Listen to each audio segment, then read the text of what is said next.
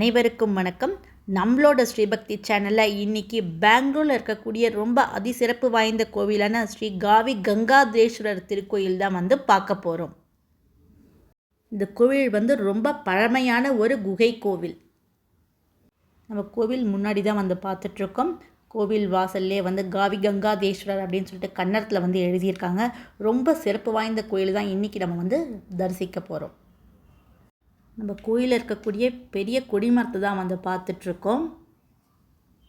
கோயிலில் நிறைய சுதை சிற்பங்கள் அமைச்சிருக்காங்க. அதில் விநாயகர் அப்புறம் தட்சிணாமூர்த்தியோட சுதை சிற்பங்கள்லாம் நம்ம இப்போ பார்த்துட்ருக்கோம். இந்த கோவில்லே நம்ம பிரம்மாண்டமான 2 கிரானைட் தூண்கள் பார்ப்போம். இந்த தூண்கள் சூரியனையும் சந்திரனையும் ரெப்ரசன்ட் பண்ணுற விதமாக அமைச்சிருக்காங்க. இந்த தூண்கள்லேயே நந்தியோட சிலைகளையும் ரொம்ப அழகாக செதுக்கியிருக்கிறதையும் நம்ம பார்க்கலாம். அடுத்ததான் நம்ம பார்க்குறது சிவபெருமானோட கையில் இருக்கக்கூடிய உடுக்கை, அதாவது டமருன்னு சொல்லுவாங்க. அந்த டமருவோட கிரானைட் சிற்பத்தை தான் பார்க்குறோம். ரொம்ப பிரம்மாண்டமாக செதுக்கியிருக்காங்க. இதுவும் பார்க்குறதுக்கு ரொம்ப அழகாக இருக்கும். இந்த கோவிலில் காவி அப்படின்னா குகை, கங்காதரேஸ்வரர்னா சிவன், குகைக்குள்ளே இருக்கக்கூடிய சிவபெருமான் அப்படிங்கிறது தான் இந்த கோயிலோடைய அர்த்தம். இங்கே இருக்கக்கூடிய சிவபெருமான் ரொம்ப பழமையானவர். வேத காலத்துலேருந்தே அவர் இங்கே தான் இருக்கார். கௌதம மகரிஷியும் பரத்வாஜ முனிவரும் சிவபெருமான் இங்கே பிரதிஷ்டை பண்ணியிருக்காங்க. அவங்க இங்கே இருந்து தவங்களும் ஏற்றிருக்காங்க. 16ஆம் நூற்றாண்டில் கெம்பகவுடா அப்படிங்கிறவர் இந்த கோயிலுக்கு நிறைய திருப்பணிகளையும் மேற்கொண்டு செஞ்சுருக்காரு. அதுக்கப்புறம் இந்த கோயில் ரொம்ப பிரசித்தி பெற்ற ஒரு கோயிலாகவே மாறியிருக்கு. அடுத்தது இந்த கோயிலில் இருக்கக்கூடிய பிரம்மாண்டமான திருசூலத்தை பார்க்குறோம். இதுவும் கிரானைட் கல்லால் அமைச்சிருக்காங்க. இந்த திருசூலம், டமரு, அப்புறம் சூரியன், சந்திரன் இது எல்லாமே ரொம்ப பிரம்மாண்டமாக அமைச்சிருக்காங்க. இது எல்லாமே கிரானைட் கற்களால் அமைச்சிருக்காங்க. இது பார்க்குறதுக்கே ரொம்ப சிறப்பு வாய்ந்ததாக இருக்கும். நம்ம சிவன் கோயில் இருக்கக்கூடிய நந்தி பகவானை தான் பார்க்குறோம். நம்ம வெளிப்பிரகாரத்தை தான் இப்போ சுற்றி வரோம். இங்கே சுற்றி வரும்போது நம்ம முதல்ல பார்க்குறது வல்லப கணபதி விநாயகரை வேண்டிட்டு தான் நம்ம கோயிலுக்குள்ளே போய் மற்ற சுவாமிகள் எல்லாத்தையுமே பார்க்க போகிறோம். கீழே உங்களுக்கு தரையெல்லாம் பார்த்தாலே தெரியும் எவ்வளோ பழமையான கோயில் இந்த கோயில் அப்படிங்கிறது. நம்ம விநாயகர் பெருமானை தான் முதல்ல வேண்டிட்டு போகிறோம்.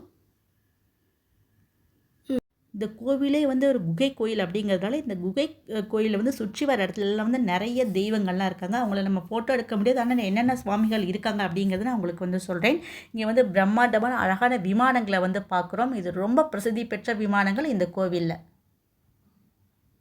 இந்த கோயிலில் சிவபெருமான் ஒரு குகை அமைப்பில் தான் இருக்கார். அந்த குகையை சுற்றி வரும்போது நிறைய தெய்வங்கள் அமைச்சிருக்காங்க. அது என்னென்ன தெய்வங்கள் அப்படின்னா கௌதம மகரிஷி, பரத்வாஜ முனிவர், சண்டிகேஸ்வரர், உமா மகேஸ்வரர், துர்கா தேவி, அக்னி தேவர், சப்த கன்னியர், தட்சிணாமூர்த்தி, கால பைரவர், வீரபத்ரர், லக்ஷ்மி நாராயண சுவாமி, ஐயப்பன், ஆஞ்சநேயர், வள்ளி தேவசேனா சமேத சுப்பிரமணியர், நவகிரகங்கள் இத்தனையுமே குகையில் சுற்றி இருக்கிற இடத்துல நம்ம பார்க்கலாம்.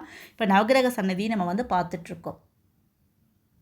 இந்த கோவிலில் ரொம்ப சிறப்பான ஒரு நிகழ்வாக கருதப்படுவது என்ன அப்படின்னா மகர சங்கராந்தி நாளில் முன்னிட்டு மாலை நேரத்தில் சூரிய ஒளி நந்தி கொம்புகளுக்கிடையே உள்ள வளைவு வழியாக சென்று குகைக்குள்ளே இருக்கக்கூடிய சிவலிங்கத்து மேலே விழுகிறது ரொம்ப சிறப்பு வாய்ந்த ஒரு நிகழ்வாக இந்த கோயிலில் சொல்லப்படுகிறது. இந்த சூரிய ஒளி சிவபெருமான் மேலே 1 மணி நேரத்துக்கு மேலே இருக்கும். இதை பார்க்குறதுக்கு லட்சக்கணக்கான பக்தர்கள் அந்த சமயம் இந்த கோயிலில் கூடுவாங்க. இந்த கோவிலில் இருக்கக்கூடிய அக்னிமூர்த்தி சிலை தான் பார்க்குறோம். இந்த சிலைக்கு 2 தலைகள், 7 கைகள் மற்றும் 3 கால்கள் இருக்குது. இந்த சுவாமியை வழிபட்ட கண் நோய்கள்லாம் நீங்கும்.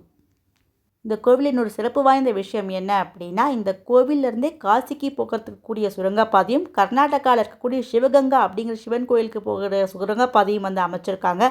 ரொம்ப அதிசிறப்பு வாய்ந்த கோயில் தான் இன்றைக்கி நம்ம பார்த்தோம். நம்ம ஸ்ரீபக்தி சேனலை கண்டிப்பாக லைக் பண்ணி சப்ஸ்கிரைப் பண்ணுங்கள். தேங்க்ஸ் ஃபார் வாட்சிங் ஸ்ரீபக்தி.